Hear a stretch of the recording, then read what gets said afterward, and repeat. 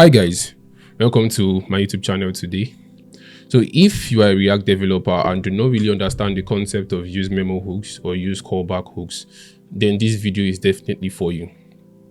So today we'll be diving into what use callback and useMemo hooks are, how to use them, and then how they optimize our React applications. So let's dive right into it. What is the use memo hook? The use memo hook is basically a way for React to recall or remember computed values during re-renders. And now you know that the way React re-renders is that it basically takes snapshot of what you call the virtual DOM and then updates the application UI by comparing state changes. It compares all of these snapshots and then checks what has changed in the state or what value has changed in the state, and then uses that to update or render application UI. Now imagine a scenario where you have to perform heavy computation and do not really handle that well. It means that for every render, that such computation is being done, which might not be really good for performance. And this is where use memo hook and use callback. Although use memo hook and use callback is quite similar. We're going to see that really soon. So let's go into our application. What we want to do is create a very simple demonstration. I'm going to be using a simple component that renders all prime numbers within a selected number to demonstrate this. So we're going to go into our components. I'm going to create a prime numbers.css component, and then let's have our state. So we have like the selected number state, and then set selected number. This is basically a React use state. So React.use state, and let's pass in a default value of 50. So definitely this is a number. And then let's create a controlled input. Let's create a controlled input real quick. So the value of the input is equal to selected num, and then event handler on change. So you're going to have set selected num. So we want to convert the value to a number first, and then pass in the e.target.value. So I'm converting the e.target.value to a number before passing it. So, sorry, set selected, not selected, and that should be fine. So nextly, let's have a function that checks if a number is prime. So basically, I'm going to have its prime number. Basically takes in a number and then carries out some computation on it. So basically, you know that if the number is equal to 2, then definitely it is a prime number. So you're going to return true. Now let's have a max value. So the max value is going to be max dot. I'm going to use this value when carrying out the for loop, because basically if a number is not divisible up to like its square root, then definitely it has no factor. It cannot be divided throughout the number. So I'm just going to use the max value to optimize the whole calculation a bit. So I'm going to use max.cell so max.square root and I'm passing in our number n. So now I want to have a for loop. So I'm going to say let I equal to 2. Now while I is less than equal to max, then we want to have I plus plus, and then I'm going to say if n modulus I is equal to 0, it means that this is definitely not a prime number, so we are returning false. Now by default we want to return true. Want to return true. So we are returning true. So now we are going to So we're going to have an all primes is equal to is equal to this array. I'm going to have an empty array rather, sorry. So we're going to do for I equal to 2 as well. Then we want I to be less than selected num, and then we want I to be plus plus, and then we're going to check now if is prime number I. So it is a prime number, so I'm just going to add it to our all primes array. So if it's prime number, I'm going to push I. So now I see we are not declaring this, so I declare this. So if it's prime number I, okay, so I'm just going to tell TypeScript that this is supposed to be an array of numbers, and then it should be fine here. So yeah, let's try and render those p tags now. So those are prime numbers now. So we're going to have all primes dot map. So prime, then index, and then we want to return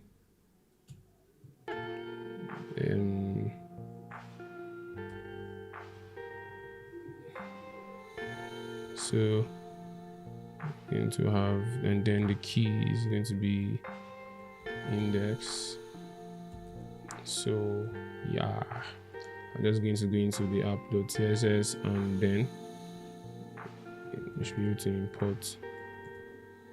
Now why is this not giving suggestion? So prime numbers, so let's import it manually. So import prime numbers from component / prime numbers, and then just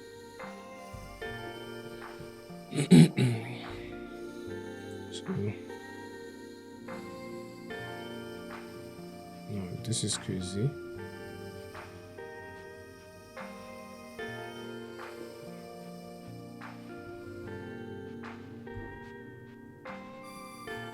Oh, this is really crazy.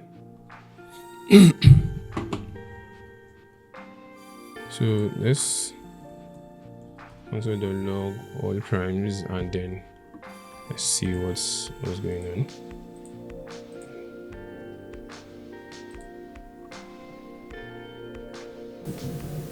I is equal to 2, I then equal to 2, return true. For I equal to 2 if n modulus 1. Okay, so it's meant to be if n modulus I, not n modulus 1. So I just botched my browser. That's because that was like a really heavy value. So let me probably put a comma so you can see. I'm probably going to put a comma.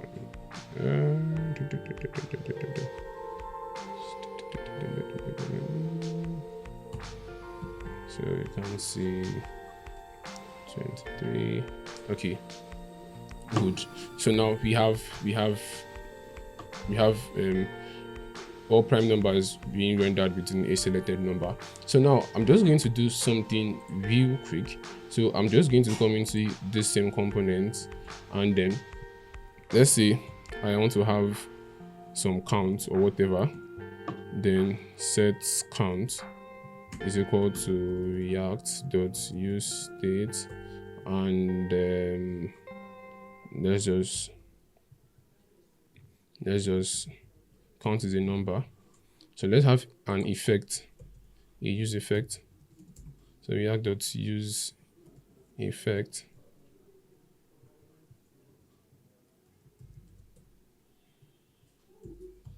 So what this effect basically does, or yes, let's not use this. So I could have a button.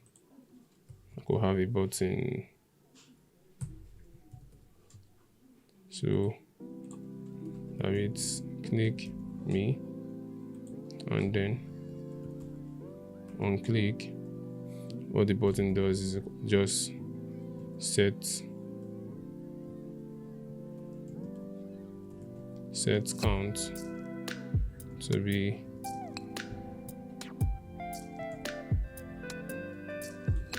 p plus 1.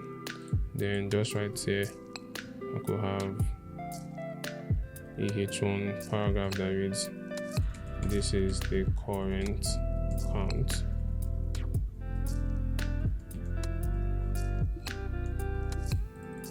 Now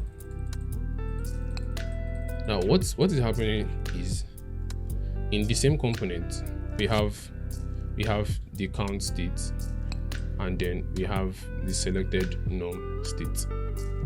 So now this selected norm, you can see that the whole process of getting all prime number is like a computationally heavy process. There are better ways to like calculate prime numbers, but I intentionally use this like very the more optimized way, but I intentionally use this, which is like really computationally heavy, just to demonstrate the process to us. So now every time this count updates, or every time this counts like resets, the whole prime number is being recomputed again, which is not like really necessary, because the prime, our selected norm is not changing, it remains the same, and we are not changing anything related to this state. So why should that particular part of the application be rendered? This is just a simple use case. You have like a much bigger application, or a much bigger component where you have something that is really intensive, and then every time you update something not related, that's in the same component though, not related to that particular state, it re-renders.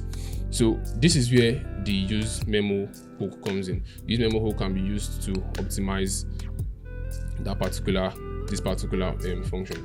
So this particular computation. So what we want to do here is just const. We're going to have const all primes now is equal to react.useMemo,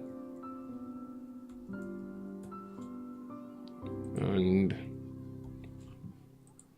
so now you have const result is equal to an empty array. So I'm just going to copy all of this code, and then instead of all primes dot push, I'm going to have result dot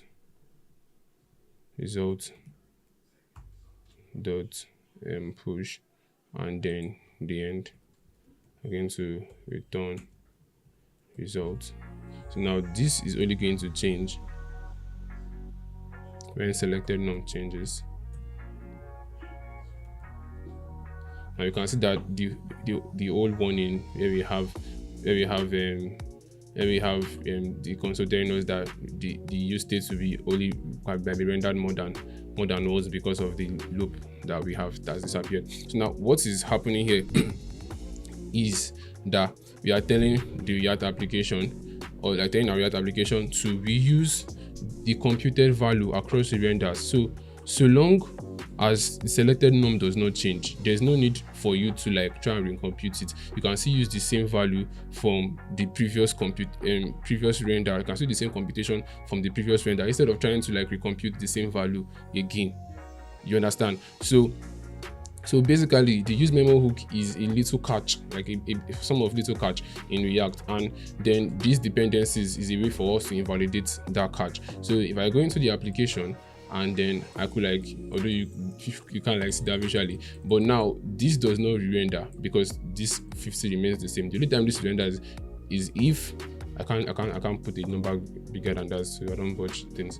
So is if I change this, if I change the selected norms, then the whole like all primes is recalculated again. So that is basically is for the useMemo hook. Basically, it just helps to like remember computed values across the renders. Now the useCallback is quite similar. The useMemo is for computed values, that is about arrays and then objects. The useCallback is for functions, so it helps to like to store a function across renders. So basically you could have const, let's have a const count updater, and then what this count updater basically does is that it sets count to count previous plus 1, and then instead of doing this inline here, we could just on click call the count updater. Now, to optimize this and to ensure that across the renders this function is being used instead of being updated or being completed every single time, we could use the use callback hook. So you just say count updater is equal to react dot use callback, and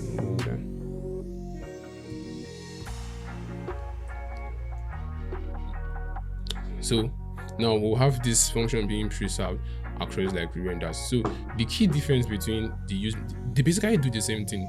They basically do the same thing in terms of memorization. And for useMemo memorize computed values in terms of arrays and objects, but count updater is just for functions. But they basically do the same thing, storing reusables across re-renders. So basically, if there's no change, there's no need to recompute or redo the whole process of calculating that value. So the key difference is for useMemo